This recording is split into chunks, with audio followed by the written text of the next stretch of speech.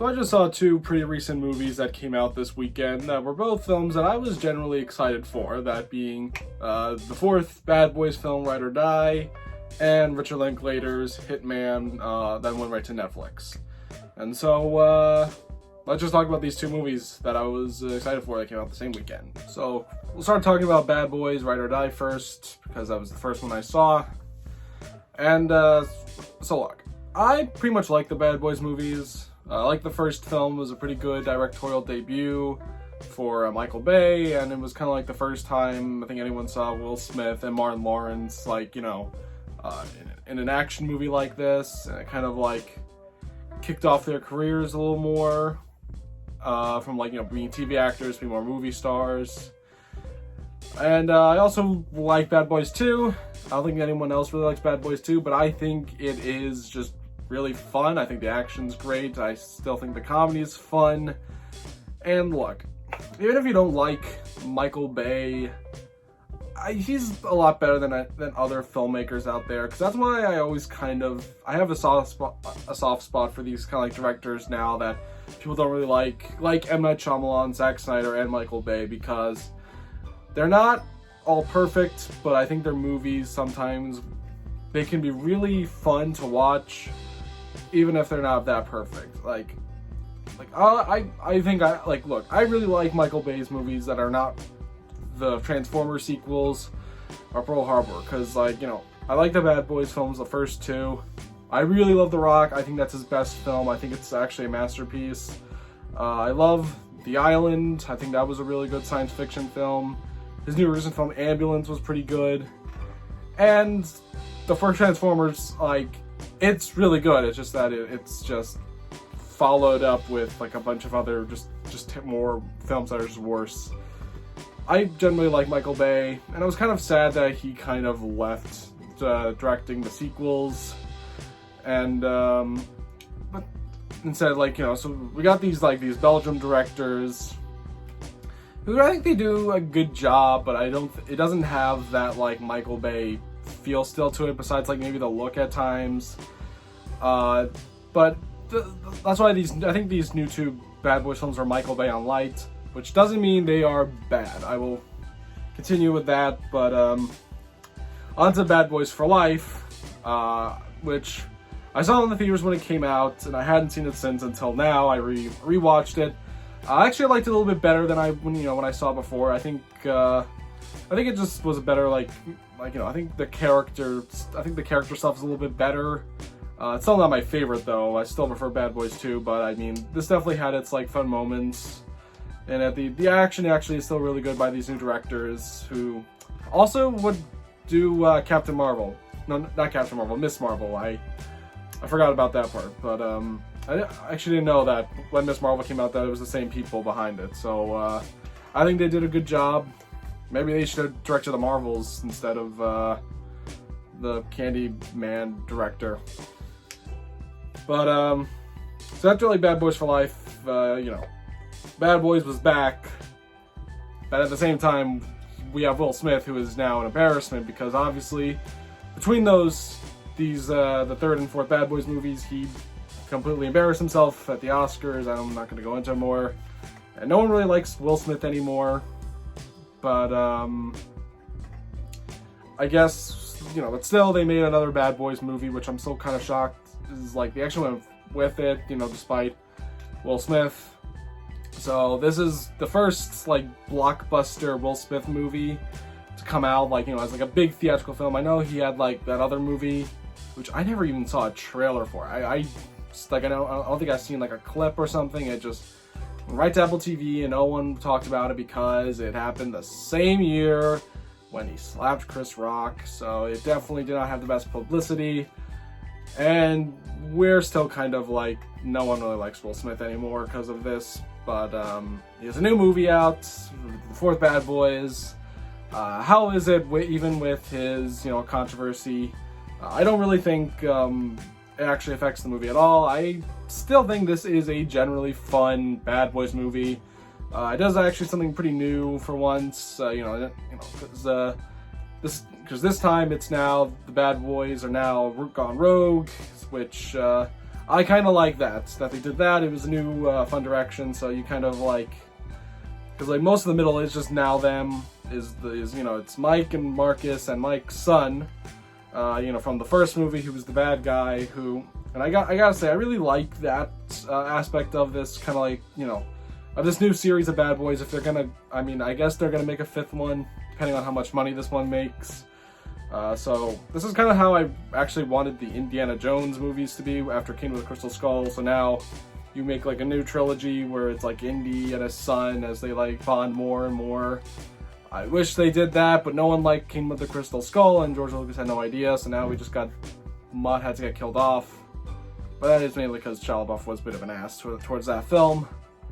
But anyway, Bad Boys, I generally still like this movie. It is a really good, solid addition to this franchise.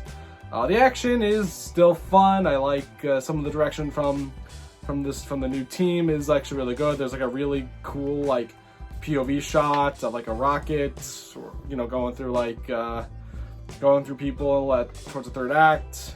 It definitely has a lot of its fun moments. I still think Will Smith and Martin Lawrence, their chemistry is still really good. They're good in both movies overall, and the new cast is still pretty good. They got the Asian guy though from the 3rd film isn't in it, so it's just Vanessa Hudgens, the other guy, and then, so I gotta actually say this now. So you know how in Bad Boys for Life there was that love interest who was part of the ammo program that Mike, you know, like was kind of into, and they had like a relationship.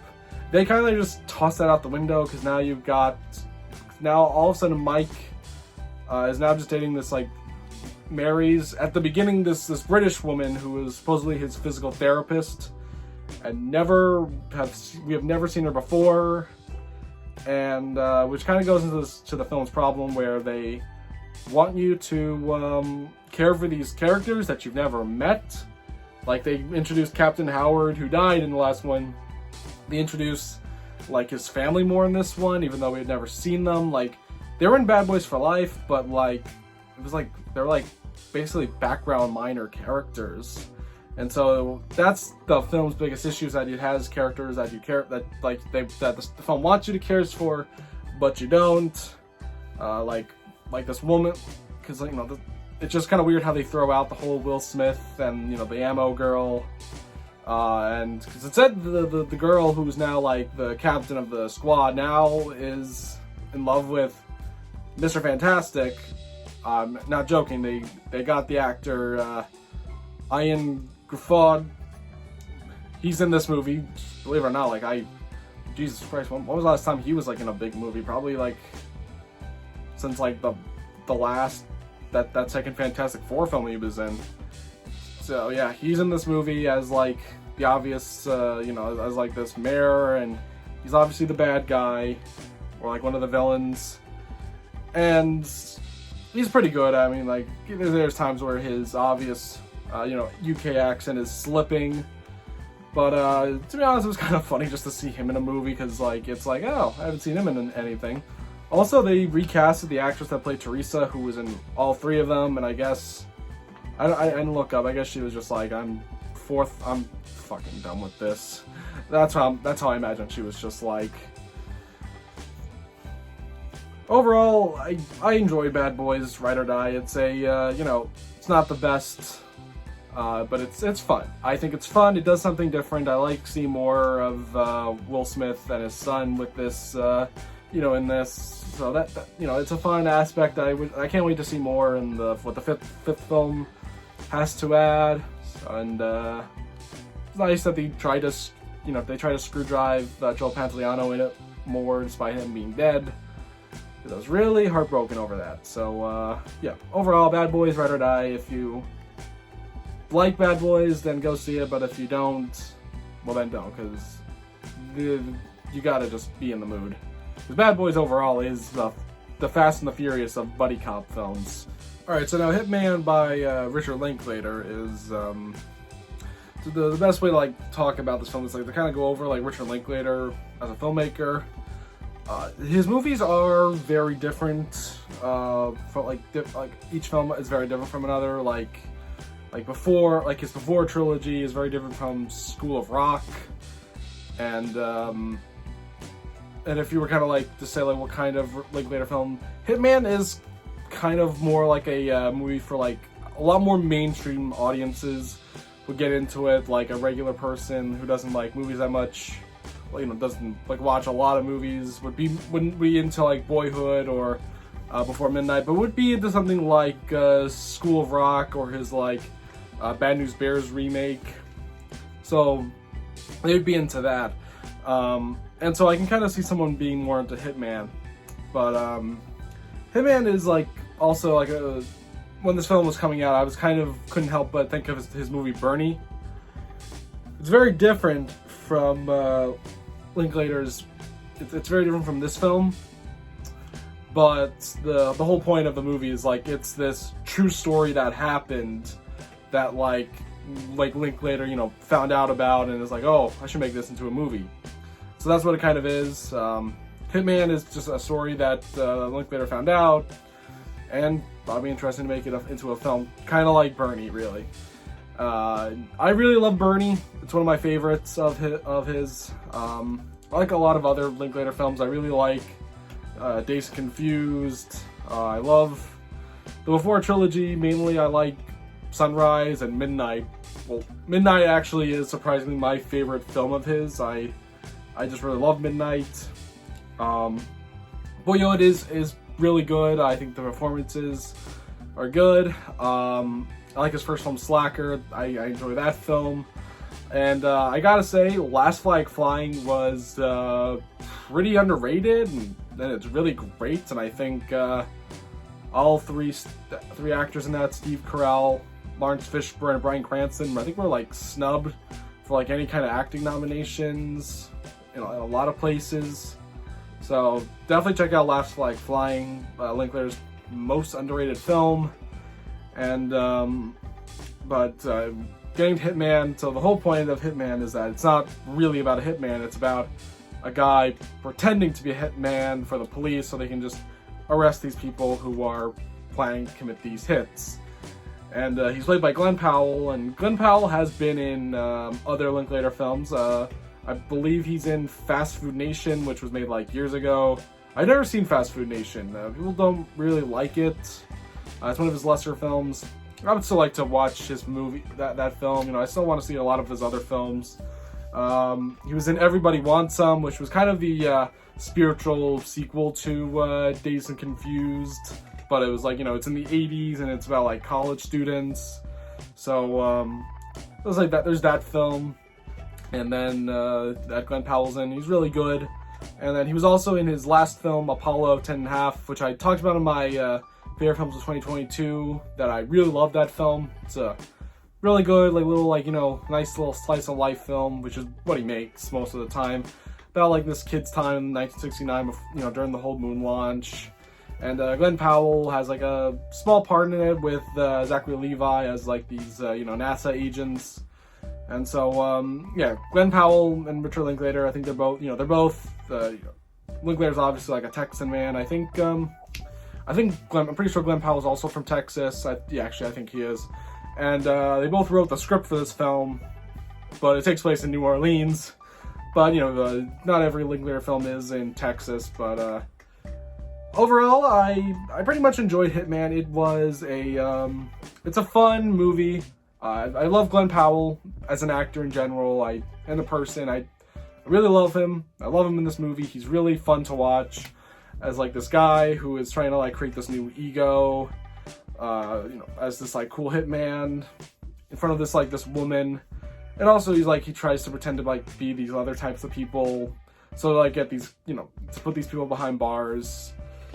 And it's a fun little movie. Again, it's just like Bernie. Linklater kind of like thought this was a fun idea for a movie, but again, it's not as good as Bernie. I don't think it's not as funny, but you know, it doesn't always have to be funny. It's just kind of like fun to watch these like characters just kind of like hang out and then see what goes on. But you know, it's a fun movie. I like Glenn Powell. I like the main the actress, the lady Madison that he falls for. who was in Morbius, which I still haven't seen, and Six Underground by Michael Bay. A little fun and funny thing right there. And then also you had Retta from played Donna Parks and Rec. It's kind of fun to see her in a in a movie that's pretty like auteur driven like this. So I enjoyed seeing that. And they have one of the another person from Everybody Wants Some is also in this as like as a cop, that works for the same police station that Glenn Powell works for. And so you got that kind of reunion right there. And it's a nice movie. As you can tell right now, I don't really think this is Linklater's best film. It is just a good movie. I've kind of said this before, a director, I think any kind of filmmaker is going to make these three types of films.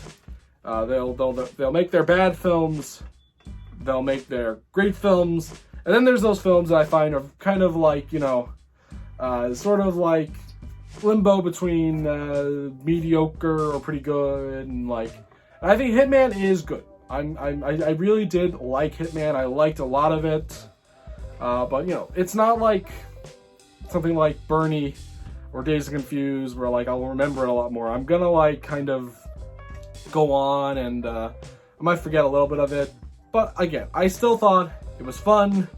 Maybe I expected more out of it, or maybe little, but look, Richard Linklater, I will still go to see whatever he has next. And also, I mean, look, I like Richard Linklater so much I made a documentary about his work last year in my film school. And I was able to actually interview his daughter Lorelai for Boyhood, talking about her experiences making that film.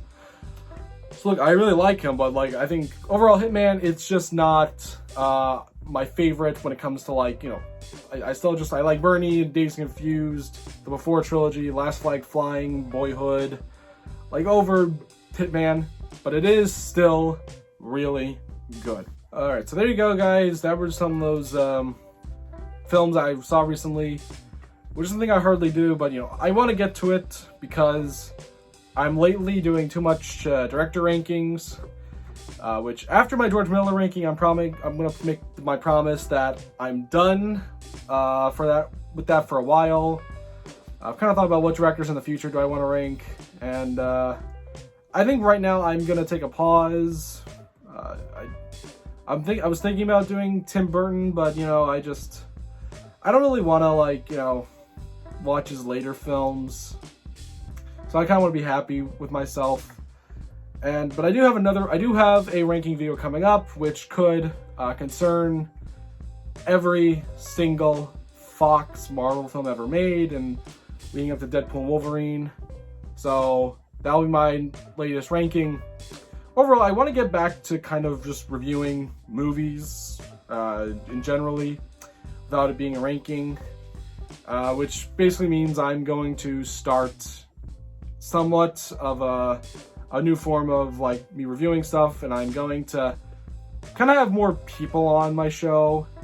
Like you've seen before, I've done videos with Blake, and so my plan is that I want to do more reviews where I'm talking with other people about the films, sort of a podcast, sort of not a podcast, so expect more reviews to be with other people in the future. So thank you very much, and see what comes next.